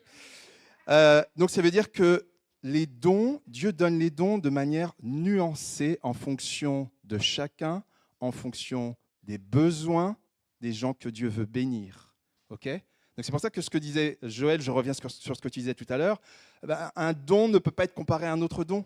Un appel ne peut pas être comparé à un autre appel. C'est à chaque fois différent, parce que Dieu, notre Dieu, est tellement créatif. Donc il ne va pas se limiter à faire des photocopies. Dieu n'est pas un Dieu de photocopies. Ok ? Il faut vraiment qu'on se sorte ça de l'esprit. Et puis parce qu'il est riche, je donne quelques exemples. Le don d'évangélisation. Chez certaines personnes, vous avez vu dans la liste, il y a l'évangélisation. Le don d'évangélisation, chez certains, ça va être évangéliste sur les réseaux sociaux. Ça va être évangéliste dans la rue. Ça va être évangéliste en écrivant des livres. Ça va être évangéliste, comme Reinhard Bonnke, il y a quelques années, a organisé des campagnes où il y a des centaines de milliers ou des millions de personnes. D'accord ? Et pourtant, c'est le don que le Saint-Esprit a donné, mais qui s'exprime de différentes manières. Et c'est quand même le don du Saint-Esprit. Et c'est quand même un don d'évangéliste. Ok ? On pourrait décliner ça à l'infini. Autre chose très importante, c'est que certains dons vont ensemble. Ils s'associent, ils vont ensemble.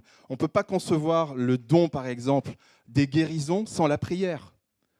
On ne peut pas concevoir le don de chasser les démons, de délivrer les personnes qui sont possédées sans discernement de l'esprit. Ce n'est pas possible. Sinon, vous connaissez, je ne sais pas si vous connaissez l'histoire des fils de Séva. Oui, vous êtes qui ? Moi, je connais Jésus, je connais Paul, mais vous êtes qui ? Okay ? Donc, à un moment donné, c'est vraiment, il y a des dons qui vont ensemble. Troisième chose qui est très importante, c'est que certains dons sont indispensables pour entrer dans un appel ou dans un ministère. D'accord ?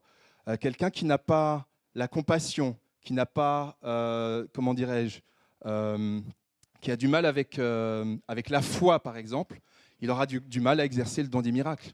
Parce que ça demande des choses extraordinaires de produire des miracles. Si on n'a pas la foi, si on n'est pas dans cette relation de prière avec le Seigneur en permanence, une dimension, mais pas de prière, voilà, c'est vraiment une prière, une relation forte avec Dieu. C'est difficile d'exercer. Alors c'est vrai, comme disait, je nuance juste ce que je suis en train de dire, Dieu peut agir avec des petites choses, des petits commencements, c'est vrai, mais le Seigneur veut vraiment qu'on aille beaucoup plus loin aussi. Voilà. Et puis, il y a une chose aussi à laquelle il faut qu'on fasse vraiment attention, c'est de ne pas négliger les dons du Saint-Esprit. Joël l'a très bien dit tout à l'heure, c'est pas rester assis sur sa chaise en fait. Le Seigneur nous a tous donné quelque chose, arrêtons de rester assis sur nos chaises. D'accord ? C'est vraiment dans le sens de se dire, je fais quelque chose de ce que le Seigneur m'a donné. Je me mets en action. Seigneur, au moins demander au Seigneur, voilà, qu'est-ce que je dois faire ? Et je vais le faire. D'accord ? Parce que un don oublié ou négligé, et ça c'est quelque chose qui est quand même positif qu'il faut garder, un don peut être ravivé. Un don peut être restauré. Un don peut être remis en vie, si vous préférez. C'est ce que dit d'ailleurs Paul à Timothée. Il lui dit « Ravive le don que Dieu t'a fait dans sa grâce. » D'accord ? Ravive le don qui est en toi. Ok ? Et donc peut-être à certains ce soir, à moi certainement, le Seigneur est en train de dire « Ravive le don que tu as, ravive le don, Seigneur. Ravive. » Alors, pour classer les dons, on peut classer les dons et c'est important d'avoir une idée un petit peu organisée de tout ça. Je cherche ma télécommande, voilà. On a fait ça. Alors, les nuances, ça, je viens d'en parler. Un don, ça se ravive. Alors, est-ce que vous voyez là ce qui est affiché ? C'est bon ? Alors, ce sont quelques propositions de classement. Il y en a plein d'autres, mais ce sont les principales, celles qu'on voit le plus souvent. On dit souvent, selon 1 Corinthiens 12, verset 8 à 11, qu'il y a des dons de révélation ou de connaissance. Là-dedans, on met le don de discernement, la parole de connaissance et la parole de sagesse. Alors, on en verra les notes, ne vous inquiétez pas, mais en tout cas, voilà, si vous voulez vraiment saisir ça ce soir. Dans les dons de parole, donc toujours sur ce passage de 1 Corinthiens 12, il y a des dons de parole. Les dons de parole, c'est le parler en langue, c'est la prophétie, et puis c'est l'interprétation des langues. Okay ? On appelle ça les dons de parole ou de communication. Les dons de parole ou de communication. Et puis il y a les dons de puissance. Les dons de puissance, je ne sais pas si ça vous parle, les dons de puissance. Qu'est-ce que vous mettriez dans les dons de puissance ? Il y en a dans la liste là. Comment ? Les miracles, ouais. Comment ? La guérison. Alors, il n'est pas parlé dans ces passages-là de la délivrance, mais Jésus en parle. Il dit, vous chasserez des démons. Donc voilà, c'est souvent associé à la guérison, d'accord ? Le don de délivrance. Ce n'est pas la même chose, mais c'est quand même souvent associé. Une deuxième catégorie, vous l'avez, alors elle est beaucoup plus simple, c'est Pierre qui distingue celui qui parle, les dons de ceux qui parlent et de ceux qui servent. Alors lui, il est très schématique. C'est ceux qui parlent, c'est don de prophétie, enseignement parlé en langue. Et puis celui qui sert, la délivrance, la guérison, le service, l'habileté manuelle, tous les services concrets en fait. Voilà. Donc lui, il distingue ceux qui parlent et ceux qui agissent en gros, quoi. Et puis, il y a une autre, moi j'ai découvert ça, je ne savais pas que ça existait, il y a un autre classement, c'est les dons selon les Écritures. Les Écritures ou l'Ancien Testament, comme vous préférez. C'est en fait, dans l'Ancien Testament, il y a 3 fonctions qui reviennent tout le temps. C'est le prophète, le prêtre et le roi. Okay ? Le prophète, le prêtre et le roi. Et là, on a, pour les dons prophétiques, le don d'encouragement, d'exhortation, le don de prophétie en l'occurrence, et puis l'enseignement. Dans les dons sacerdotaux, c'est-à-dire les dons de prêtrise, les dons de prêtre, on a ce qui est de la prière et de l'aide. Alors vous avez remarqué, on ne peut pas tout classer partout. C'est pour ça que ce sont des exemples, d'accord ? Mais ça permet de fixer un petit peu les idées, grosso modo. Et puis les dons dits royaux, ce sont les dons de direction et de berger. Voilà, c'est une explication. Voilà, alors je vais juste distribuer, comme je vous l'ai promis, ces définitions. Je vais faire passer les feuilles. Alors je sais que ce n'est pas très écolo, mais en même temps, comme je sais que quand j'ai envoyé dernièrement des questionnaires, certains ne pouvaient pas les imprimer, j'ai préféré vous les imprimer, ce sera plus simple pour ce soir. Voilà. Dans les dons de parole, tu as la prophétie. Voilà, exactement. Tu as fait la question et la réponse. Voilà. C'est bon ? C'est bon pour vous ? Ouais ? Joël, je vais te laisser la parole. Est-ce que vous avez des questions ou est-ce que c'est bon pour vous ? Ça va ? Ouais ? Ok. Eh ben, on va terminer. On va bientôt terminer.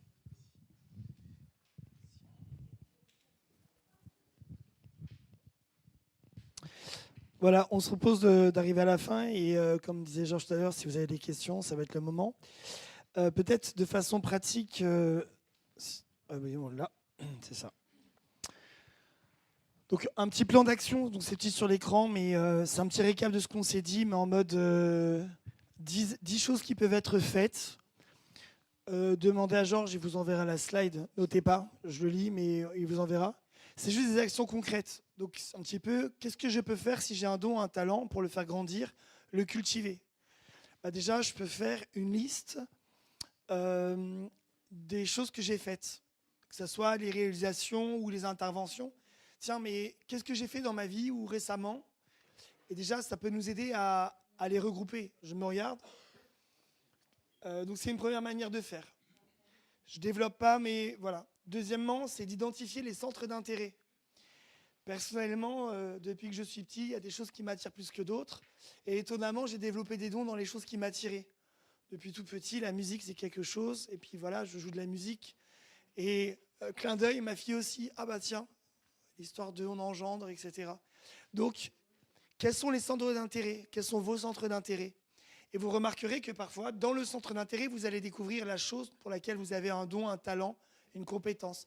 Pourquoi? Parce que ce qu'il y a en vous est attiré par quelque chose. Donc il y a des logiques comme ça. Quels sont les sujets qui vous passionnent? Qu'est-ce qui vous donne envie de vous lever le matin? Dans quoi pouvez-vous travailler pendant des heures sans vous sentir fatigué? Il est fort probable que vous ayez là quelque chose qui relève d'un don ou d'un talent. Troisième conseil, demandez l'avis de votre entourage. Si vous chantez et que pour vous, vous êtes vraiment quelqu'un qui a un don, ça c'est vous qui le pensez. Mais quand vous avez terminé de chanter, si tout le monde remercie le ciel, c'est peut-être que le don que vous avez, il est personnel. En revanche, si tout le monde, au moment où vous avez chanté, se tait et vous dit franchement, c'était magnifique, il faut l'accepter aussi. Parce que parfois, vous êtes là, oui, non, mais ça c'est parce que c'est mes proches, tu dis ça parce que t'es mon père. Non. Quand vous avez beaucoup de personnes qui commencent à vous dire que franchement, quand vous avez pris la parole, quand vous avez fait ceci ou cela, il y avait quelque chose. Et remarquez que c'est un des principes dans la Bible.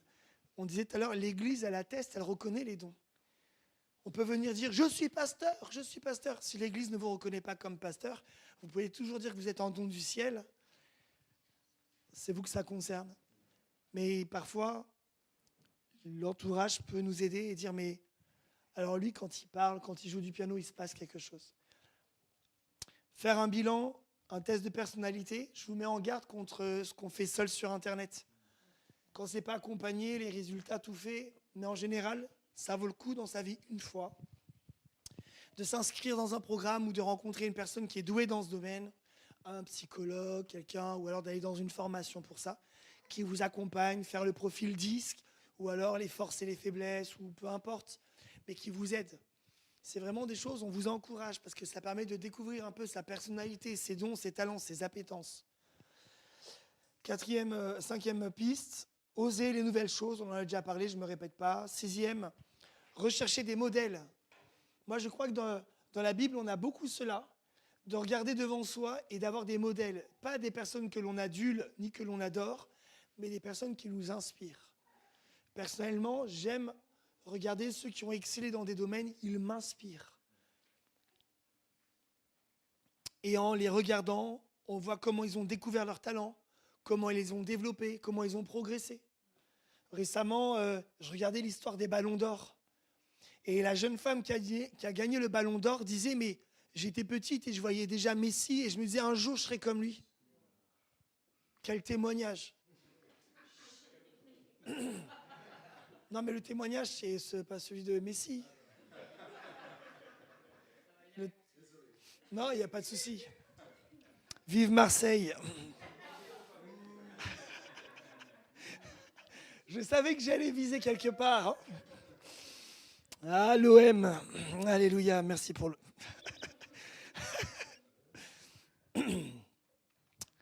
Il faut ensuite pratiquer, s'exercer régulièrement. Évidemment qu'avec la pratique vient l'aisance, vient l'habileté et l'on progresse. Participer à des événements également, ça permet de découvrir des centres d'intérêt, des nouvelles choses, des nouvelles personnes, des nouvelles passions. Parfois, On est là, on se dit, oui, mais il n'y a rien qui m'intéresse. Mais ton monde, il s'arrête à 4 murs. J'aimerais te dire que le monde n'a pas de barrière, n'a pas de frontières. Je vais le dire autrement.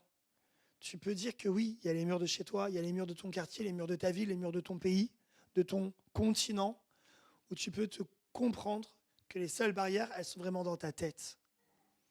Le Seigneur, il a créé un vaste espace dont on ne sait mesurer ni la hauteur, ni la grandeur, ni la largeur. Et son amour est encore plus grand. Et ce que je crois, c'est que de participer, de découvrir, fait que l'on découvre des choses qu'on n'imaginait pas qu'elles existaient.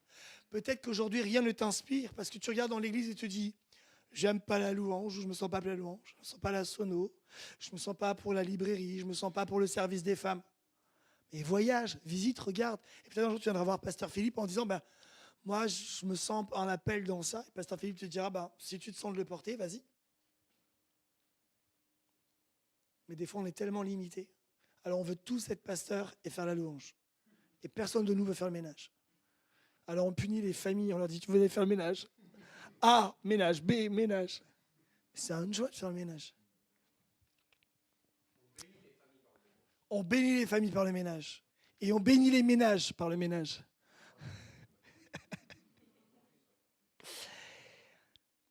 Être ouvert aux critiques constructives. Incroyable, ces gens, ils écrivent un chant, puis vous leur dites, ouais, tu comprends rien au talent. Oh non, il m'a blessé, il a dit que j'ai fait des fautes d'orthographe. Mais laisse-toi corriger. Les dons, c'est fait pour être agrandi. Et remarquez, Céline Dion, aujourd'hui, c'est plus une référence dans le chant, mais c'est quand même quelqu'un qui a marqué l'histoire. Même quand elle faisait les plus grands concerts, elle avait un coach. Les équipes de foot ont un coach, les plus grands sportifs ont un coach. Mais nous, dans le monde chrétien, on ne veut pas de coach. Le Saint-Esprit est notre coach. Laissez-moi vous dire quel aveuglement.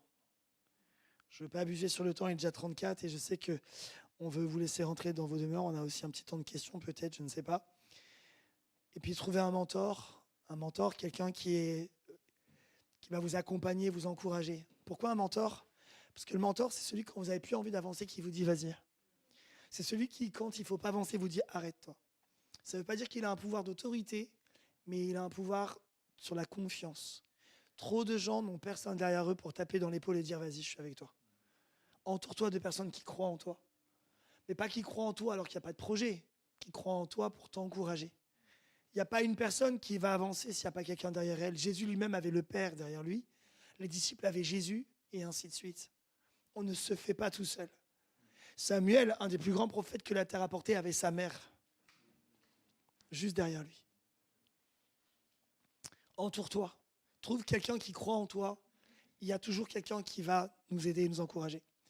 6 conseils, 5 mentalités, mais je ne vais même pas les développer. Être patient, je l'ai déjà évoqué. Se fixer des objectifs. Ce que j'aime dans la notion d'objectif, c'est que je fais une photo à l'instant T. Quelques temps plus tard, j'ai avancé et je réalise que j'ai progressé. Quand on ne se fixe pas d'objectif, on a l'impression de ne pas progresser, mais parce qu'on n'a pas de point de départ et pas de point d'arrivée. Et dans les talents, les dons, l'exercice des ministères, c'est important de se fixer, même une ligne d'arrivée. Et même si on n'a pas atteint la ligne d'arrivée, on n'est pas sur la ligne de départ, parce qu'on est sorti du canapé. Une chose très importante, et je pense que vous le faites ici, mais je vous encourage à continuer de le faire, célébrer ses succès. C'est bien la recherche de performance. C'est bien la recherche de faire des choses. Mais quand quelqu'un fait un effort, tout à l'heure, on a dit bravo. Pasteur Philippe, naturellement, c'est son réflexe. Il a checké Annabelle. Bravo. On célèbre les succès. Parce que quand on célèbre un succès, ça donne envie d'en récolter un autre, et un autre, et un autre. Comment on prend confiance en soi? En essayant. Les gens ici, là, parce qu'il y en a beaucoup, vous n'avez pas confiance en vous. 1, vous n'aviez personne derrière vous pour vous dire que ce que vous faisiez était bien. 2, vous n'avez peut-être pas essayé. Et quand on n'essaye pas, on ne peut pas avoir de succès. Jamais je pourrais te dire que ton gâteau est réussi ou raté si tu n'essayes pas. Si tu le fais, je pourrais te dire il est bon, passable, génial, extraordinaire. Et je pourrais même, bonus, te donner un conseil si moi-même je suis cuisinier ou pâtissier en te disant en faisant ceci ou cela, tu vas t'améliorer. Être persévérant, le pendant de la patience. La patience et la persévérance sont 2 faces d'une même pièce. Être ouvert aux opportunités, sans être un opportuniste, mais être ouvert. Seigneur, et si c'est toi qui ouvrais une occasion comme celle-là? Et si c'était pour un temps comme celui-ci que tu m'avais envoyé dans tel endroit? Esther. Et puis, être plein d'amour, ça a été développé. Je ne reviens pas dessus. Merci pour votre attention.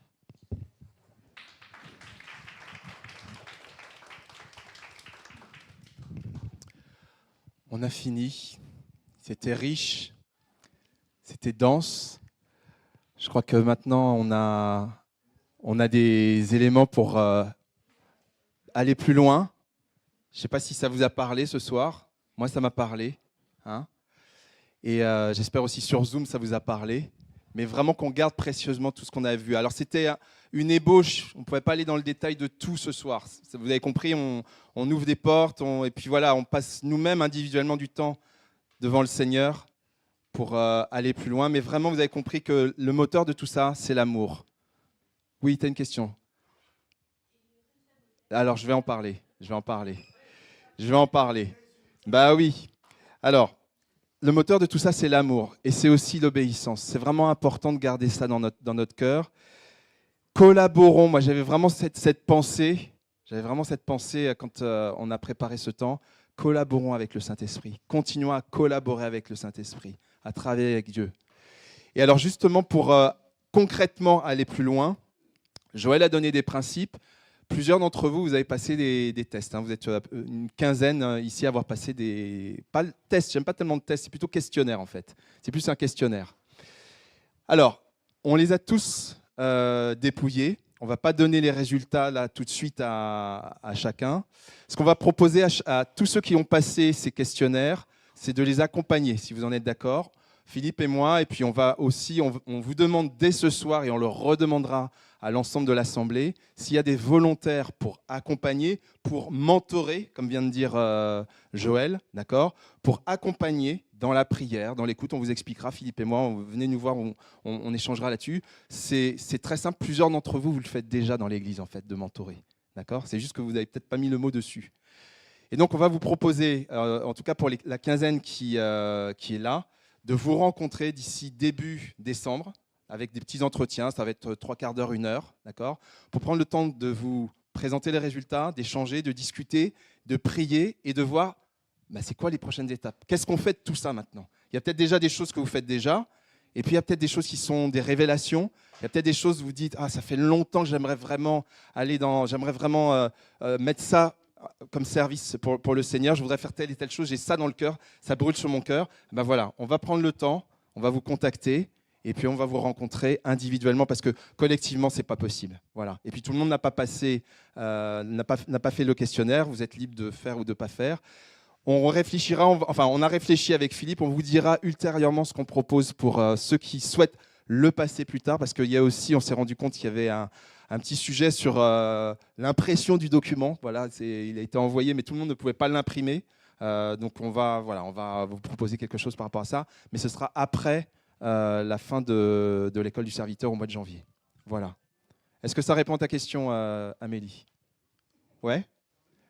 Ok. Est-ce qu'il y avait d'autres questions ou d'autres commentaires, des témoignages, des choses que vous voulez apporter?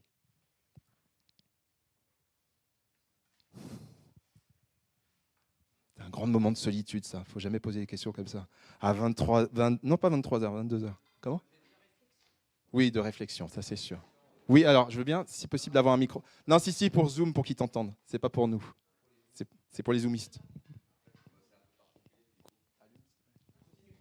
Vas-y. 1, 2. Voilà. Ok. Non, parce que le mentor, c'est forcément quelqu'un de cette assemblée. Pas forcément. Non, D'accord. pas forcément. Par contre, c'est mieux, c'est quand même mieux si, alors c'est une question de confiance. C'est mieux si on sait que c'est quelqu'un, voilà, de recommandable, etc. Mais dans ces cas-là, on en parle simplement. Mais voilà, il n'y a pas d'obligation. Oui. Vas-y, bien sûr. C'est toi le pasteur, hein. Non, je veux juste poursuivre ce que Georges disait en disant que ce qu'on a vu ce soir, c'est hyper important. Vous savez, c'est comme l'identité. En fait, toutes les 9 soirées sont hyper importantes, mais pour différentes raisons. Donc ce serait vraiment une perte de temps et d'opportunité que de rentrer chez soi en restant dans la théorie. Donc c'est hyper important de chercher vos dons. Donc ceux qui ont rempli le questionnaire, vous allez être aidés clairement parce qu'on va vous aider et vous aurez des réponses. Et on va vous aider à le mettre en pratique. Mais tout ce qui a été soulevé dans votre cœur, dans votre pensée, enfin, n'en faites pas rien.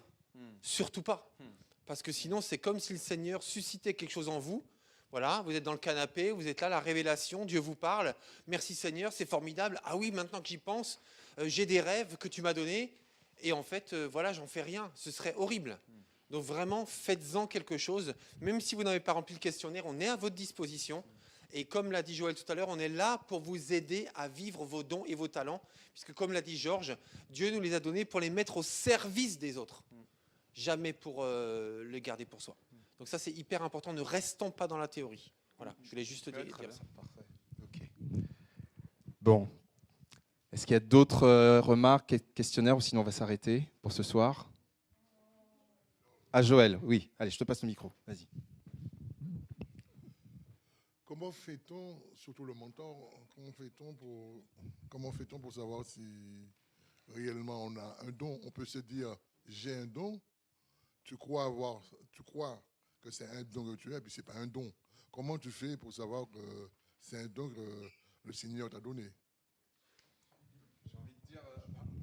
J'ai envie de te répondre tout ce qu'on a dit ce soir, c'est-à-dire vraiment de passer du temps dans la prière, de le confronter. Enfin, même cette liste-là, elle t'éclaire bien. Hein, tu vois, de demander l'avis des proches, de creuser en faisant peut-être un questionnaire, de rechercher des modèles, de participer à des événements, de rechercher, de te mettre en action, pour résumer en fait.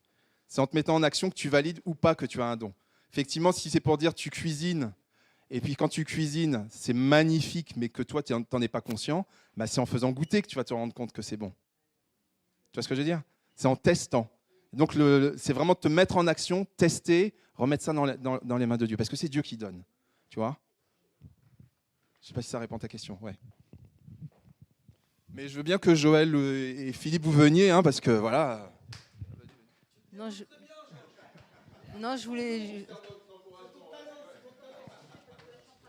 Non, c'était pour répondre à notre frère.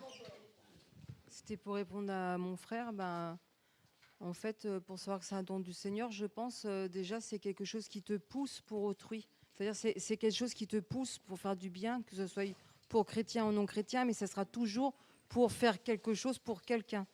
Et là, après, tu sens que c'est un don. Ah oui, ça dit un truc super important. Effectivement, que ce soit pour les chrétiens ou les non-chrétiens. Super important. L'Église, elle n'est pas dans les quatre murs. Rappelez-vous vraiment ce que le Seigneur a mis sur notre cœur.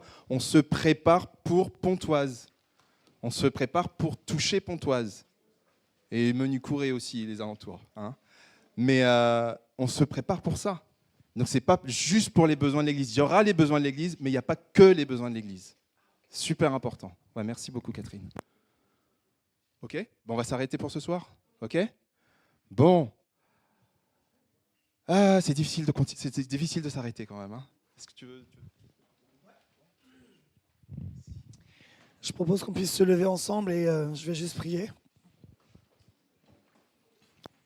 Alors, ça a été dit tout à l'heure par Georges, mais il y a des paroles qui sont juste sages, intelligentes, pertinentes, et d'autres qui viennent nous réveiller. On appelle ça des paroles prophétiques. Et Pasteur Philippe vient de le dire. Si ça vient te réveiller, ça vient, alors saisis-le. Mais le principe de la parole prophétique, c'est que tu peux la laisser retomber à terre ou en faire quelque chose. Seigneur, moi je veux te bénir pour cette église.